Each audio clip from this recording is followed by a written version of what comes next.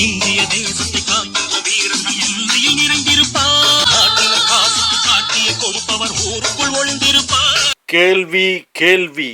முதல்வரின் கேள்விக்கு அண்ணாமலை தொடுத்த அடுக்கடுக்கான கேள்விகள். முதலில் முதல்வர் என்ன கேள்வியை எழுப்பியுள்ளார் என்பதை பார்ப்போம். முதல்வர் தனது எக்ஸ் தளத்தில் ஓர் பதிவை பதிவிட்டுள்ளார். அந்த பதிவில் என்ன கேள்வியை எழுப்பியுள்ளார் என்பதை இப்போது பார்ப்போம். உழவர்களினிடையே பிரதமர் உரையாற்றிய ஈரப்பதம் காய்வதற்குள் அடுத்த துரோகம் என்ற தலைப்பில் ஆரம்பித்த முதல்வர் தொடர்ந்து என்ன கூறியுள்ளார் என்பதை பார்ப்போம். கோவைக்கான மெட்ரோ ரயில் திட்டத்தை நிராகரித்து விட்டு அதே கோவைக்கு எந்தவிதமான உறுத்தலுமின்றி மாண்புமிகு பிரதமர் வந்து சென்ற ஈரப்பதம் கூட இன்னும் காயவில்லை.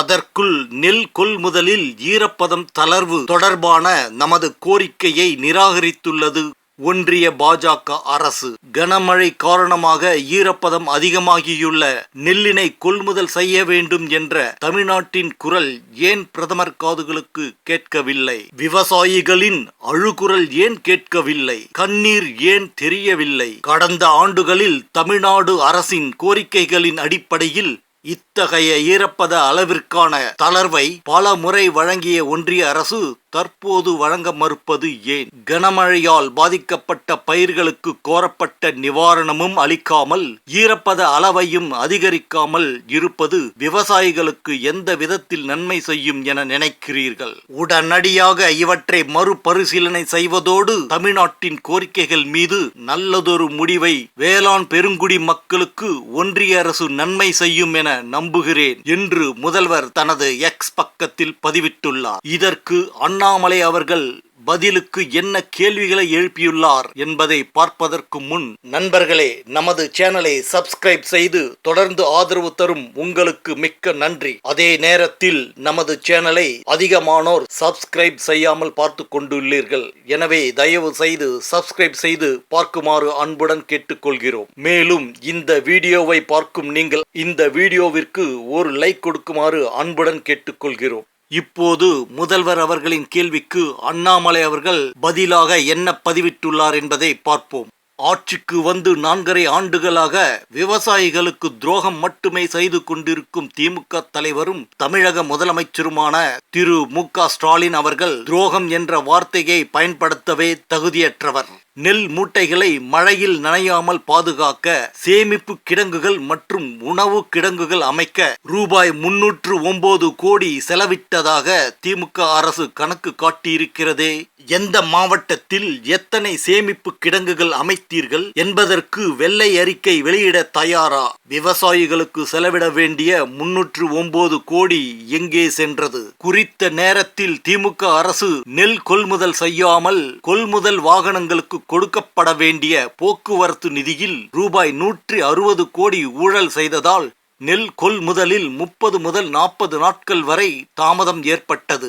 இந்த குற்றச்சாட்டுக்கு இன்னும் ஏன் முதலமைச்சரோ உணவுத்துறை அமைச்சர் திரு சக்கரபாணியோ பதிலளிக்கவில்லை? நெல் கொள்முதல் செய்வதில் திமுக அரசு ஏற்படுத்திய தாமதத்தால் விவசாயிகள் அறுவடை செய்த நெல் மூட்டைகள் மழையில் நனைந்து ஈரப்பதம் அதிகமானதற்கு யார் காரணம்? ஒவ்வொரு ஆண்டும் நெல் கொள்முதல் செய்வதில் திமுக அரசு வேண்டுமென்றே தாமதத்தை ஏற்படுத்தி கொண்டிருக்கிறது. இதனால் பல்லாயிரக்கணக்கான நெல் மூட்டைகள் மழையில் நனைந்து முளைவிட்டு வீணாகிறது.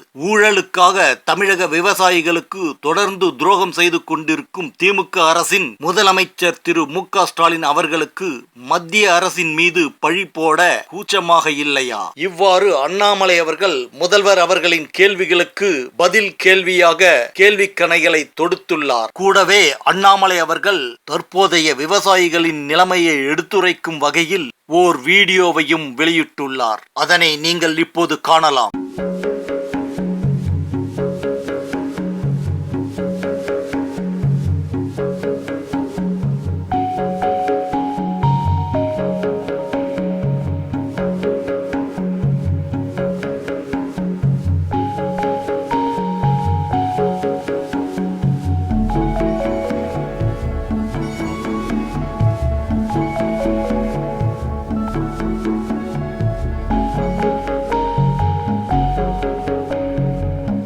எந்த டிபிசியும் குடோன் வசதி இல்ல, ஓப்பன்ல திறந்துருக்கீங்க. அதோட எல்லாம் போதுமான லாரி இது பண்ணல. இதுல அமைச்சர் இருந்த பிரஸ் மீட்ல என்ன சொல்றாரு, கொஞ்சமா இவ்வளவு தூரம் தான் முளைச்சிருக்கு, அதிகமா உயரமா முளைச்சிருக்கு. இதுல என்ன கம்பாரிசன், எந்த வருஷம் முளைச்சா என்ன, நெல்லை முளைக்க விட்டுட்டீங்கல்ல, அது யார் தப்பு, அதிகாரி தப்பா உங்க தப்பா? இனிமையா இருக்கு. சரியான முறையில் நெல் கொட்டுறதுக்கான இடமும் அமைச்சு கொடுக்கல. இது வரைக்கும் மக்கள் நெல் கொட்டி போகிறதுக்கான ஒரு களமும் இங்கே இல்லை. இது வரைக்கும் பிடிச்சி விட்ட மூட்டையை கூட நினைச்சு போய் வீணாக போயிட்டு இருக்குது. சட்டசபையில் ஞாயிற்றுக்கிழமை வரைக்கும் பிடிக்க சொன்னோம் அப்படின்னு சொன்னாங்க. ஆனால் இங்கே வெள்ளிக்கிழமையோடு நிப்பாட்டிட்டாங்க. நாங்கள் நெல் அறுத்து கொட்டி 10 நாள் ஆகுது. அந்த டிபிசி திறக்கக்குள்ளே அதுக்கான கட்டை, அந்த மூட்டை எடுக்கக்கூடிய கட்டை கொடுக்கணும், தாறுபாய் கொடுக்கணும்.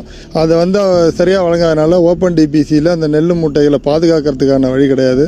அங்கே உள்ள பிசியோ லோடு மேனோ படாத பாடுபட்டு அது மாதிரி ஒரு 30 ஏக்கர் நெல் எடுத்து கொட்டி வச்சிருக்கிறேங்க. இந்த இடத்துல டிசிபி வர்றதுனால நெல் எடுத்து சேவ் பண்ணுங்க. இது வரைக்கும் டிபிசி வருதுன்னா நேற்று வருதுனாங்க, திருப்பி மறுபடியும் எடுத்து மாட்டாங்க. இந்த விவசாயத்தில் இவ்வளோ நெல் இப்போ மழையிலையும் ரொம்ப முளைச்சி ரொம்ப வேதனையாக இருக்குது. 40 ரூபா கொடுக்குறோம் மூட்டைக்கு. ஏன் இந்த இடத்துல ஒரு 4 தாய்த்த கொட்ட கூடாதா? இல்லை விவசாயி கிட்ட பணத்தை வாங்கி கொட்ட வேண்டியது தானே? லாரி நெல் எடுக்க முடியாதுங்கிறாங்க, ரோடு சரியா இல்லைங்கிறாங்க. அதனால கவர்மெண்ட் தானே பராமரிக்கணும். சில பேசுறாங்க, முதலமைச்சர் பேசுறாங்க, எல்லாம் பேசுறாங்க. என்னங்க பண்ண முடியும் நாங்கள்?